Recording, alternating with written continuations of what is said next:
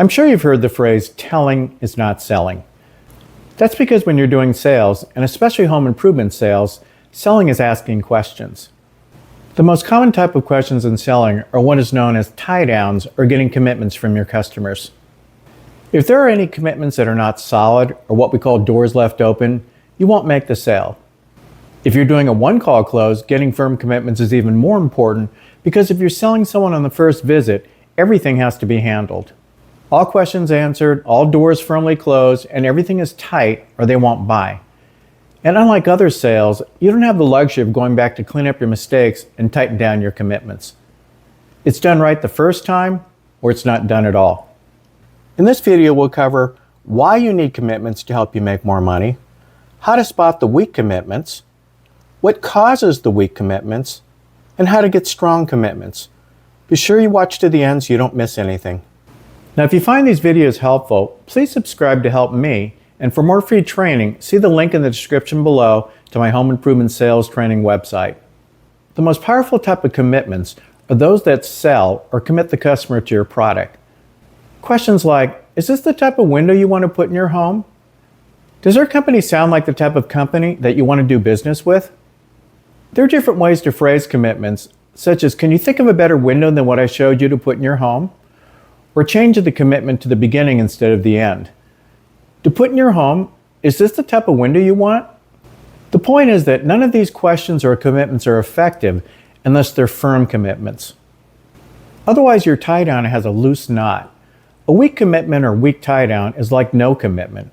Translation, your commitment is worthless. Commitments or tie-downs have to be solid when doing sales. So what are weak commitments? Well, when you ask a person a closed-ended question and they respond with, I think so, maybe, sort of, they could even answer yes, but if it's weak, example, they hesitate, yeah, or anything where your gut tells you it's not a firm commitment. The best example to make sure your commitments are tight would be if you lent someone $1,000 and said, now if I do that, are you definitely going to pay me back next week? Would you accept any of those answers? In fact, the response you give, well, you said you think so. Is that a yes or no? Maybe. What does that mean? Sort of. Well, unless you can do better than that, I'm not going to lend you the money. It's a perfect example of how you handle weak commitments using your style. One thing to keep in mind is that with your friend in a situation like that, you can be more direct and even blunt. But when you're getting firm commitments from customers, you have to be more gentle and not make it come across as an interrogation, or you'll piss them off and you'll lose rapport. I'm sorry, you said sort of, like you weren't sure. Are you not sure? Or would that be a yes or no? In its basic sense, getting a firm commitment means that you not only get a definite answer, but that they mean it. If what they say isn't true, then just making them say it doesn't mean anything.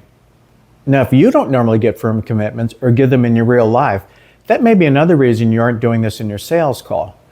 That's because you don't recognize it's happening.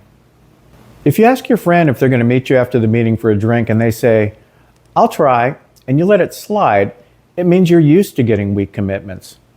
A firm commitment would be if you just said, is that a yes or no? Because I don't want to show up there if you aren't going to be there. So if you were not used to getting firm commitments in your real life, that'll be an issue getting commitments in your sales job. Or maybe you aren't used to giving firm commitments when people talk to you.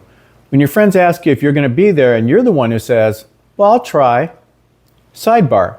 In most cases, not only is I'll try a weak commitment, but in all probability it means no.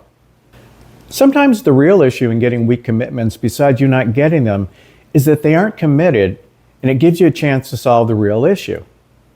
So getting a firm commitment isn't about making people say things, but getting honest answers that are firm. For example, if you weren't sold on the product but were weak-willed, I could make you commit. So Mary, from what I've shown you, I'm sure this is the type of HVAC system you want to put in your home, right? Now, even if they weren't sold, they'd probably agree because you're overbearing and asking them in a way that you're really feeding them. It'd be much better if you didn't feed them, but asked them. This way, if there's any doubt, they have room to object, versus the first way, which feeds them the answer. Now, see the difference if instead of, I'm sure this is what you want, right? It sounds like, well, from what I've shown you so far, is this the type of HVAC system that you definitely want to put in your home? Oh, I think so. I noticed you said I think so like you're not sure. And if you're not sure, that's fine. But is there anything you're not sure of? Now, either they say, no, I'm sure, and the commitment is firm, or they say, I keep thinking about the variable speed furnace, and with the efficiency and extra comfort, that might be the way to go. Now you've uncovered the real reason why the commitment was weak, and you can handle that. If you just forced the yes answer, you wouldn't have known that or made the sale. So understand that getting commitments is about asking questions, but be sure they have room to object so that you don't get a false commitment. The best thing I do for commitments that I'm not sure are real, or if I want to make it tighter, is to follow up with why. So is this the kitchen you want to put in your home? Yes. And why would that be? When they answer that question and they say why, they have to reinforce it, and it makes the commitment stronger. Or if the commitment is weak and maybe not true, you'll know by the answer they give you. For example, if you say, is this the window system you want to put in your home? And they say, yeah. And you say, why? And they say, well, I like the color, white. You're probably in trouble.